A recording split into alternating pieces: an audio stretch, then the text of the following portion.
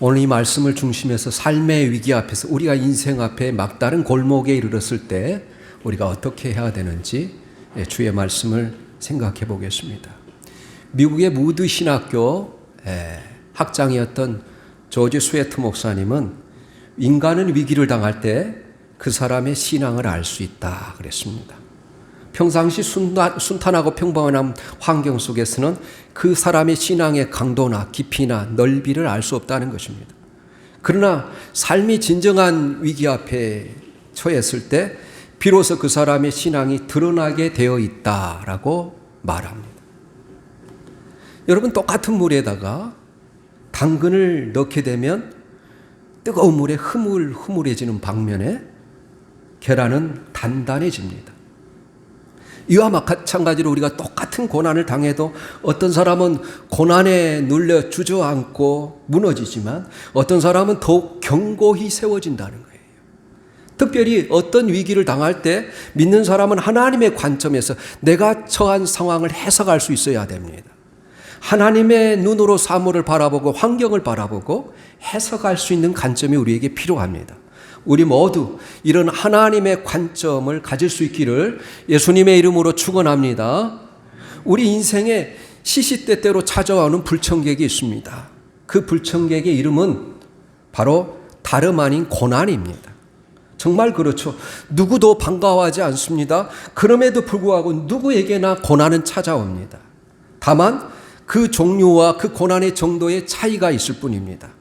직분에 관계없이 믿음에 관계없이 찾아옵니다. 전문가도 능력 있는 사람도 젊은이도 이 사람의 힘으로 해결할 수 없는 고난의 위기는 반드시 한 번 이상 찾아오게 되어 있습니다. 고난의 위기가 우리를 넘어뜨리고 멸망시키려고 찾아옵니다. 그러나 하나님을 바라보고 하나님을 의지하는 사람들은 능히 이길 수 있음을 믿으시기를 바랍니다. 여러분이 이 위기 가운데 인생의 고난 가운데 처할 때 왜 하나님은 우리가 하나님의 도움을 구할 때까지 기다리실까요? 그것은 구출하려고 건져내려고 그 시험의 위기에서 우리를 하나님께서 꺼내시려고 하나님께서 우리가 하나님을 도움을 구하며 기다릴 때까지 하나님께서는 우리를 기다리시는 거예요. 오늘 여러분 2절에 보니까 이스라엘 자손에게 명령하여 돌이켜 바다와 믹돌 사이의 비아히롯 앞 곧 바알스본 맞은편 바닷가에 장막을 치게 하라 그렇게 말합니다. 여러분, 이스라엘 백성들이 이제 장막을 쳤는데 이 믹돌이라는 단어는 높은 언덕이라는 뜻이에요. 높은 성루와 같이 높은 언덕입니다. 그런데 그들이 장막을 쳤던 곳에 이 이름이 굉장히 여러분 생각해 볼 필요가 있습니다. 두 지점 사이 깊이 패여진 계곡 사이에 이스라엘 백성들이 장막을 쳤는데 바로 거기에 여러분 딱 걸리게 되어 있었습니다. 더 이상 갈 수가 없었어요. 앞에는 홍해 바다가 있고 뒤에는 애국 군대가 추적해 오고 있습니다. 여기까지 온 것은 하나님께서 순종해서 걸어온 길이었습니다. 단적으로 말하면 하나님께서 이스라엘 백성들을 코너에 딱 몰아 넣으신 것입니다. 그런데 여러분, 이 두 지명이 오늘 성경에 보니까 두 지명이 나오는데 비하히롯, 또 하나는 바알스본 맞은편에 장막을 쳤다. 그 말. 이 비하히롯은 구출이란 뜻이에요. 구원이라는 뜻이에요. 바알스본은 바알이 쳐다보고 있다 그런 뜻이에요. 그러나 이 막다른 골목에 코너에 몰렸을 때 하나님의 구원이 임하든지 아니면 우상신 바알 앞에 우리가 항복해버리든지 이 절대절명의 위기에 이스라엘 백성들을 하나님이 몰아버리신 것입니다. 이 바로의 편에서 보니까 이제 이스라엘 백성들이 꼼짝없이 갇혀서 더 이상 나갈 수가 없는 상황이었어요.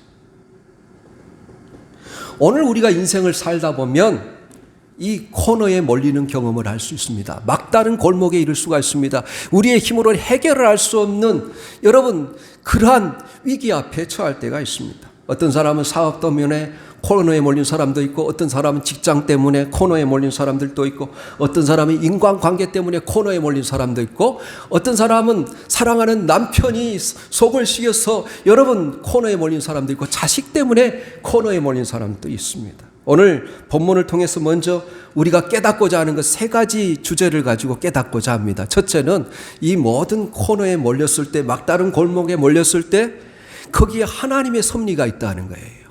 두 번째는 여러분, 하나님의 백성들이 어떻게 그런 위기 가운데 반응했는지 그 모습을 통해서 우리의 모습을 발견하자는 것입니다. 세 번째는 하나님께서 그 위기 가운데 어떻게 건져내셨는지, 하나님의 구원의 방법이 무엇이었는지 세 가지를 살펴보려고 하는 것입니다. 첫 번째로 숨겨진 하나님의 섭리가 있다는 거예요. 코너에 모르셨을 때 여기에 분명히 숨겨진 하나님의 섭리와 비밀이 있다고 생각해야 돼요. 믿는 사람들은 반드시 그렇게 생각해야 됩니다. 우리 한번 따라서 해볼까요? 우리가 코너에 몰렸을 때 이렇게 고백합시다. 하나님의 섭리가 있을 거야. 시작. 하나님의 섭리가 있을 거야. 이렇게 생각해야 돼요.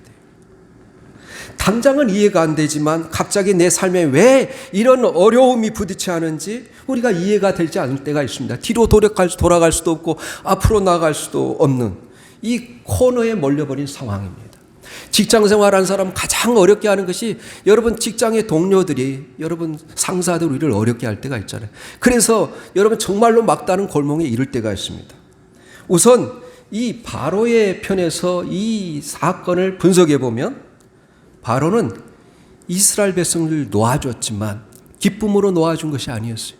10가지 재앙을 통해서 여러분 그들이 큰 심판을 받고 그 아들까지도 죽지 않습니다. 그래서 어쩔 수 없이 놓아주었어요. 이제 한 3일 정도 지난 것 같습니다. 어떻게 되나 보고자 하는 그런 마음으로 지금 이스라엘 백성들의 상황을 보고를 받고 있습니다. 그래서 3절에 보니까 바로와 이스라엘 자손에 대하여 말하기를 그들이 그 땅에서 멀리 떠나 광야에서 갇힌 바 되었다 하리라.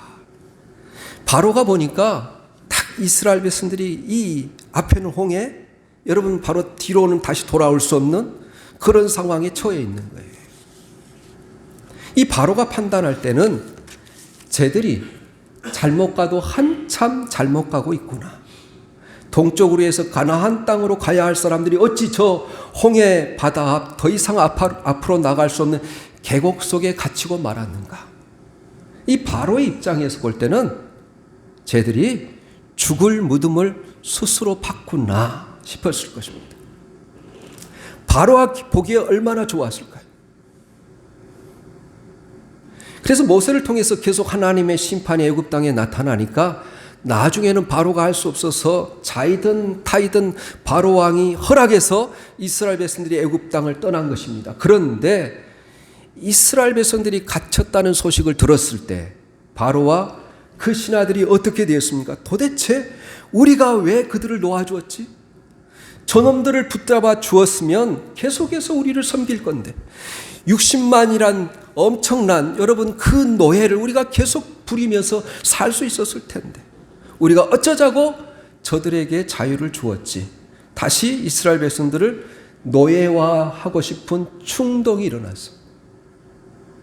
그래서 6절 7절에 보면 바로가 곧 그의 병거를 갖추고 그의 백성을 데리고 갈새 선발된 병거 600대와 애굽의 모든 병거를 동원하니 지휘관들이 다 거스렸더라.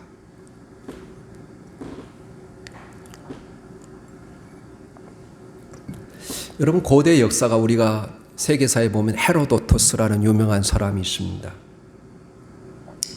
그는 이렇게 해석합니다. 아마도 바로 왕이 거느리고 추격했던 군사가 최소한도 2,000명 이상은 되었을 것이다. 거기다가 그냥 마차가 아니라 전투를 위해서 무장된 600승. 바로가 제일 심해냈던 군사들 가운데 특별히 뽑은 정예부대. 무용과 무공을 자랑하는 용사들을 총동원해 지금 모세와 이스라엘 백성들을 추격하고 있는 것입니다. 그러면서 바로는 이제 너희는 끝장났다라고 생각했어요. 그런데 결과적으로 누가 끝장이 납니까? 바로가 끝장이 나는 거예요. 하나님이 승리하는 것입니다. 여러분 이스라엘 백성들은 아무런 무기가 없었어요. 어린이와 노약자들이 상당했을 것입니다. 그러니까 얼마나 당황했겠어요. 그런데 하나님께서 이 모든 상황을 몰아넣으셔서 결국은 하나님이 되신 것과 하나님이 마침내 승리하는 것을 저들로 보게 하시기 위해서 이 일들을 꾸미셨다는 거예요. 그렇습니다. 이것이 하나님의 섭리였어요. 두 가지 섭리가 있었습니다. 하나는 홍해 바다가 애굽의 모든 바로의 정예 부대들이 마지막 심판의 장소가 되고 말았다는 거예요. 심판하시기 위해서 바로의 정예 부대를 총집합시켜서 그리고 엘리트 군사들과 좋은 군사와 무기들도 흔적도 없이 홍해 바다에 수장시켜 버리기 위해서 하나님께서 이 모든 작전을 짜신 거예요. 그래서 이스라엘 백성들에게는 코너에 몰린 거 이제 죽었다고 생각했습니다. 그런데 하나님께서 그들을 여기까지 인도하신 가장 중요한 이유가 무엇입니까? 4절이 있어요. 우리 4절 말씀 한번 읽어보겠습니다. 4절. 네, 같이 읽습니다. 시작. 내가 바로의 마음을 완악하게 한즉 바로가 그들의 뒤를 따르리니 내가 그와 그 온 군대로 말미암아 영광을 얻어 애굽 사람들이 나를 여호와인 줄 알게 하리라. 이기 가운데 이스라엘 백성들은 끝난 줄 알았어요. 그러나 그 결과가 어떻게 나타나고 있습니까? 하나님을 반역했던, 계속해서 모세를 통해서 하나님께서 경고하셨지만 그 모세의 말을 받아들이지 않는 이 하나님을 반역한 바로와 정예 부대들은 거기서 하나님의 심판을 받았습니다. 홍해 바다의 수장대 다 죽습니다. 그러나 이스라엘 백성들은 가장 극적인 방법으로 하나님의 위대하신 권능과 구원을 목도하게 됐어요. 체험하게 됐어요. 그렇습니다. 하나님의 백성들은 최악의 상황에서도 여전히 하나님을 바라보고 의지하게 되면 최선의 상황을 맛볼 수 있다는 것을 믿으시기 바랍니다. 이것이 하나님의 섭리라는 거예요. 조금만 견디면 되는데 그것을 인내하지 못하고 쓰러지는 사람들을 보면 안타깝습니다. 우리가 경험하는 인생의 가장 깊은 밤, 그곳은 가장 영광스러운 밝은 새 아침이 기다리고 있다는 사실을 믿으시기 바랍니다. 하나님은 때때로 우리가 견딜 수 없는 수없이 아픈 사건들, 인생의 최악의 상황으로 우리를 몰고 가실 때가 있습니다. 이때 우리는 비로소 내 힘으로 할 수 없기 때문에 손을 들어요. 하나님 항복합니다. 도와주세요. 사실 하나님이 이때를 기다리시는 거예요. 그래서 하나님이 일하시는 거예요. 하나님이 하나님 되심을 드러내시는 거예요. 하나님이 살아계신 그 영광을 드러내시는 거예요. 때때로 우리가 걸어가는 인생의 여정 속에 극한 상황을 허용하시고 우리를 거기에 있게 하십니다. 그러므로 최악의 상황에서도 여러분 모두가 전능하신 하나님을 신뢰하고 찬양하시기를 바랍니다. 여러분 고난 가운데 하나님을 우리가 바라보고 의지하고 오히려 그 고난 가운데 피리를 불 때 하나님은 우리를 주목하시는 거예요. 우리가 당한 위기는 하나님께 나의 믿음을 보일 기회이고 하나님께서 주를 의지하는 자녀들에게 하나님의 영광을 드러내는 타이밍이라는 사실을 믿으시기를 예수님의 이름으로 응원합니다. 두 번째로 이런 상황 속에서 하나님의 백성들이 어떻게 반응했어요? 10절입니다. 바로가 가까이 올 때 이스라엘 자손들이 눈을 들어본즉 애굽 사람들이 자기들 뒤에 이른지라 이스라엘 자손이 심히 두려워하여 여호와께 부르짖으며. 여기 여러분 심히 두려워했다. 어떤 것과 비교할 수 없을 정도로 큰 두려움에 쌓였다. 패닉, 공포 상태에 빠졌다는 거예요. 그래서 불평과 원망 속에 부르짖습니다. 그게 11절이에요. 그들이 또 모세에게 이르되 애굽에 매장지가 없어서 당신이 우리를 이끌어내어 이 광야에서 죽게 하느냐? 어찌하여 당신이 우리를 애굽에서 이끌어내어 우리에게 이같이 하느냐? 그러면서 원망하며 불평합니다. 왜 두려워했을까요? 바로가 가까이 올 때 이스라엘 자손들이 눈을 들어본즉 그들이 어디에 시선을 고정시켰습니까? 그들을 추격하는 바로의 군대에 시선을 고정시켰어요. 사랑하는 교회 여러분, 우리가 어려움을 당할 때 고난의 현실에서 눈을 뗄 수가 없습니다. 떼려고 해서 떼는 것도 아니고 비참하고 이 어려운 환경을 목도하지 않을 수가 없지만, 그러나 우리의 시선이 거기에서 머물러만 있으면 안 돼요. 견딜 수 없는 상황, 어려운 상황에도 불구하고 이 현실 건너편에서 하나님이 우리를 주목하고 보고 계신다는 사실, 그 하나님을 바라보고 이 모든 상황을 섭리하시고 주관하시는 하나님을 바라봐야 된다는 거예요. 그런데 이 하나님께 대한 시선을 잃어버리고 우리의 시선이 오늘 우리가 처한 고통스러운 이 현실에 집중되어 있을 때 어떻게 됩니까? 두려워지죠. 더 두려워지는 거예요. 오늘 여러분, 우리가 앞장에 보면 하나님께서 그들과 함께 하시는 많은 사건들이 있었어요. 구름 기둥과 불 기둥으로 날마다 그들이 이 광야를 지나갈 때 하나님께서 나타나 주셨어요. 그들 앞서서 그들을 인도해 주셨어요. 그리고 하나님께서 이 애굽의 모든 신들을 심판하시기 위해서 수많은 기적과 이적으로 하나님 되심을 이미 보여주셨어요. 그럼에도 불구하고 그들이 두려워하는 것은 하나님을 바라보지 못하는 하나님에 대한 불신 때문에 그러는 거예요. 믿음이 없기 때문에 그러는 거예요. 여러분, 이 사도 베드로가 오병이어의 기적을 예수님이 행하고 나서 제자들을 앞서 저 건너 게네사라 호숫가로 보냅니다. 밤중에 여러분 큰 풍랑이 임했어요. 그리고 새벽에 주님이 나타나셨어요. 걸어오시는 거예요. 그때 모든 제자들이 두려워합니다. 거기 뉘시니까, 그러니까 예수님이 나니 두려워하지 말라. 그러니까 베드로가 주님이시면 나를 명하여 거기 오게 하소서. 그래서 걷지 않습니까? 바다를 걸었던 최초의 제자. 여러분, 놀라운 기적을 체험했던 제자가 베드로였어요. 그럼에도 불구하고 그가 주님을 고정하며 주님을 바라볼 때는 바다에 빠지지 않았지만, 여러분, 큰 풍랑과 파도를 바라볼 때 두려워서 여러분 바다에 빠지지 않습니까? 왜 하나님은 이렇게 바로와 그 군대로 이스라엘 백성들을 추격하게 하셨을까요? 이제 이스라엘 백성들에게 이 길은 다시 돌이킬 수 없는 길이라는 걸 확인시켜 주시기 위해서요. 우리가 지금까지 달려온 이 믿음의 길은 다시 세상으로 돌이킬 수 없는 길이라는 거예요. 우리가 갈 수 있는 길은 하나밖에 없습니다. 우리가 생각하지도 못했고 상상할 수 없었던 그 길, 그 숨겨진 길 하나밖에 없습니다. 우리는 애굽으로 다시 돌아갈 수 없어요. 우리는 다시 세상으로 돌아갈 수 없어요. 우리는 다시 옛날로 돌아갈 수가 없어요. 그래서 이 사실을 확인시켜 주시기 위해서 하나님께서 그렇게 하신 거예요. 하나님께서 한번 예수님의 핏값으로 사신 자는 다른 데로 도망갈 길이 없도록 하십니다. 그래서 우리가 가야 할 길이 때로 막힌다 할지라도 염려하지 마십시오.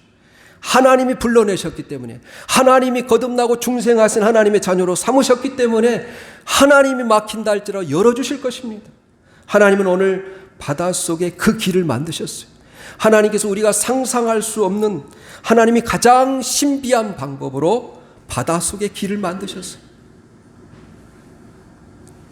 그래서 하나님이 우리가 코너에 몰렸을 때 반드시 피할 길을 열어주신다는 사실을 믿으시기를 예수님의 이름으로 응원합니다. 이 13절에 14절의 약속의 말씀대로 하나님이 해결해 주실 것입니다. 하나님께서 모세에게 이렇게 말씀하셨어요. 모세가 백성에 이르되 너희는 두려워하지 말고 가만히 서서 여호와께서 오늘 너희를 위하여 행하시는 구원을 보라. 너희가 오늘 본 애굽 사람을 영원히 다시 보지 아니하리라. 여호와께서 너희를 위하여 싸우시리니 너희는 가만히 있을지어다. 그렇게 말해요.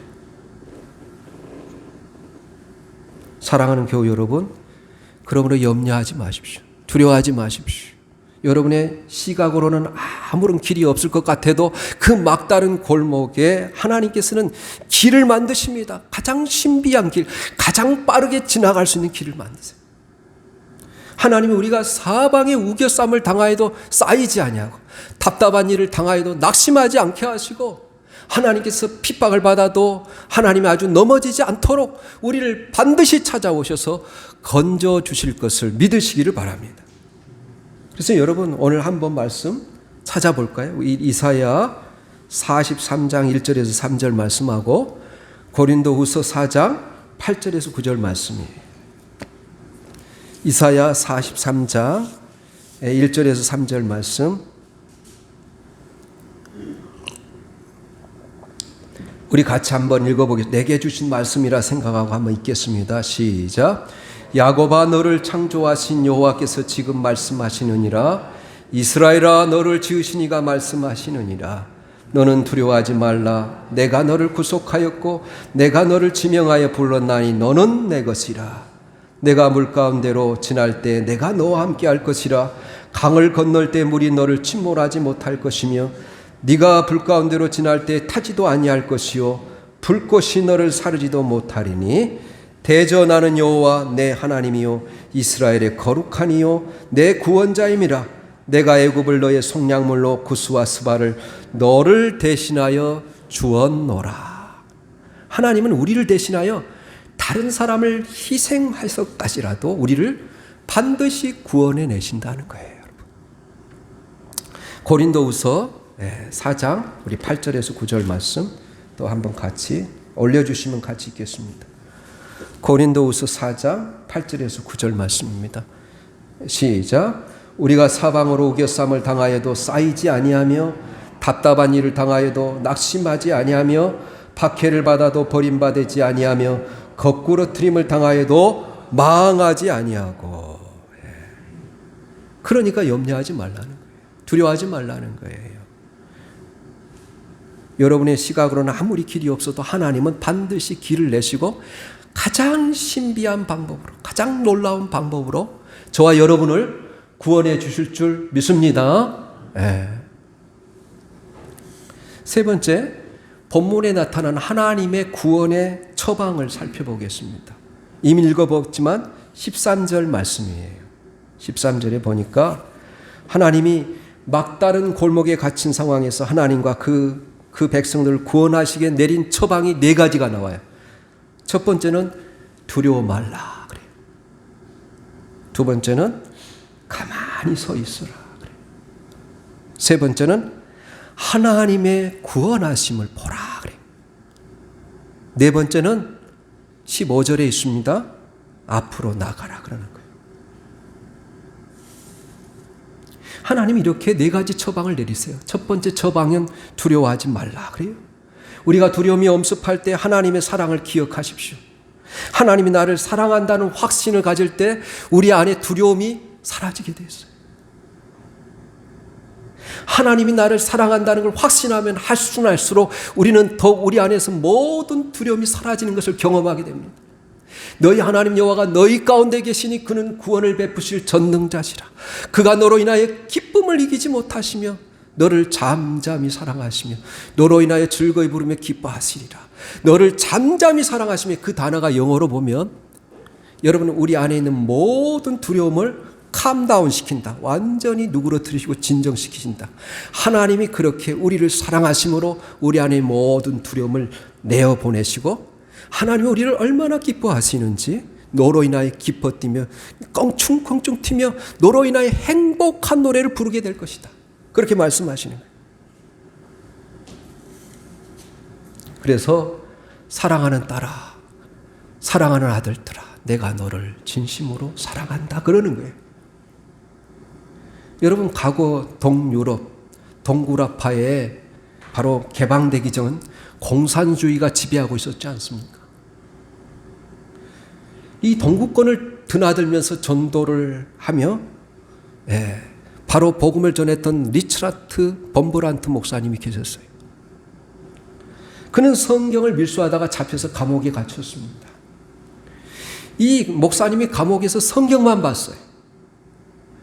그런데 성경에서 가장 위로가 되는 말씀이 두려워하지 말라 했어요. 친구가 두려워하지 말라 그래도 때로 힘이 되는데 전능하신 하나님, 창조주 하나님이 두려워하지 말라 그러는 거예요. 여러분 이사야서 읽어보세요. 매장마다 두려워하지 말라 그래. 이사야 41장씩 두려워하지 말라. 내가 너와 함께함이니라. 놀라지 말라. 나는 내 하나님이 됨이니라. 내가 너를 도와주리라. 참으로 나의 의로로서 너를 붙들리라. 이사야 41장만 봐도 두려워하지 말라가 두세 번 기록되어 있습니다. 그래서 두려워하지 말라라는 그 말씀에 밑줄을 그어봤어요. 몇 번이나 나온가? 365번 나온다는 거예요.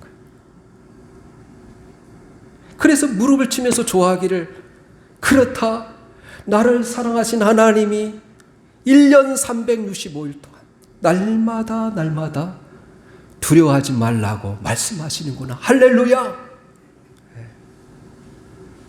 이런 뜻이에요.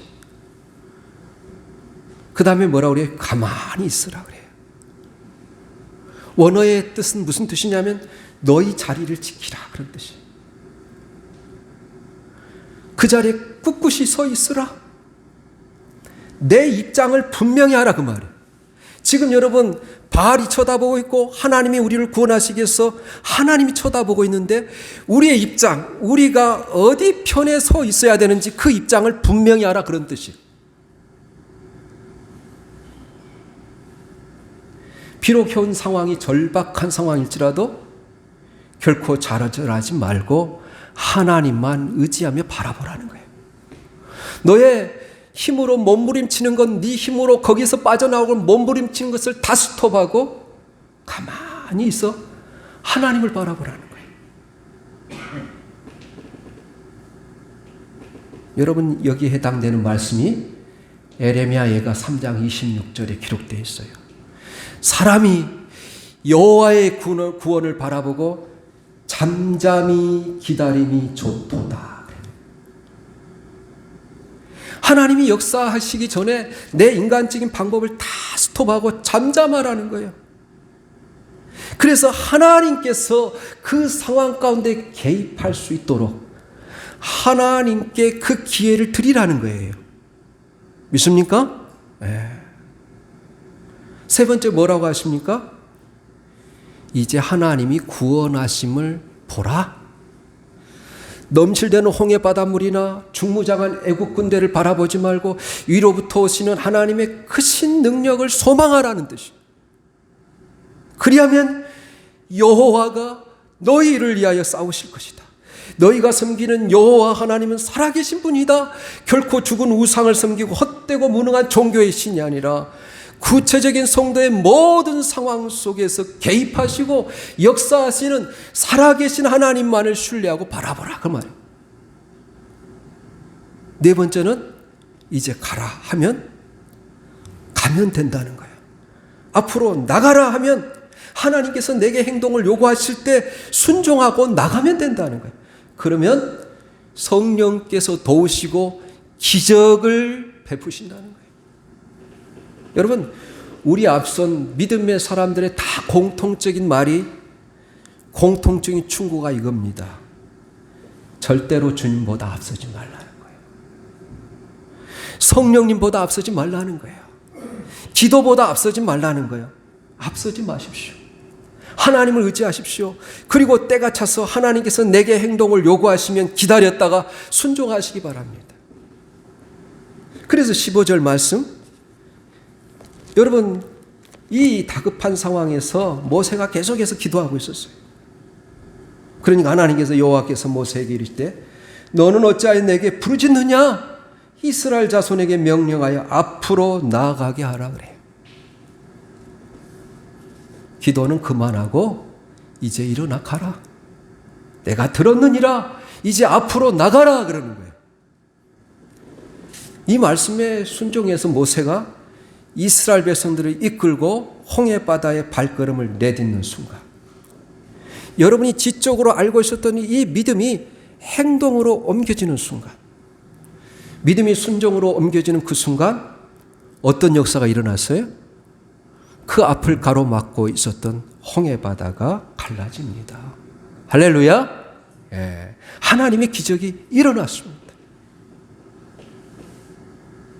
그래서 16절에 지팡이를 들고 손을 바다 위로 내밀어 그것이 갈라지게 하라. 이스라엘 자손이 바다 가운데서 마른 땅으로 행하리라. 이 마른 땅처럼 바다를 건너게 하신 하나님의 놀라운 기적을 베푸십니다. 사랑하는 교우 여러분, 삶의 위기 가운데 있을 때 이스라엘 백성들처럼 두려워하고 염려하지 마십시오. 원망하지 마십시오. 모세처럼 하나님을 의지하라는 거예요. 모세처럼 하나님의 약속의 말씀을 믿고 그분이 일하심을 바라보라는 거예요. 모세처럼 하나님의 명령한 대로 순종하였을 때 홍해가 갈라진다는 거예요. 그리하면 하나님이 우리를 대신하여 싸우시며 우리의 모든 원수와 마귀들을 다 물리쳐 주신다는 거예요. 이스라엘 백성들처럼 홍해를 마른 땅처럼 건너는 놀라운 신비스러운 하나님의 인도하심을 체험하게 될 거라는 거예요. 한 주간 동안 오직 주님만을 바라보시고 주의 뜻에 순종함으로 승리하시기를 예수님의 이름으로 축원합니다. 아멘. 우리 한번 이렇게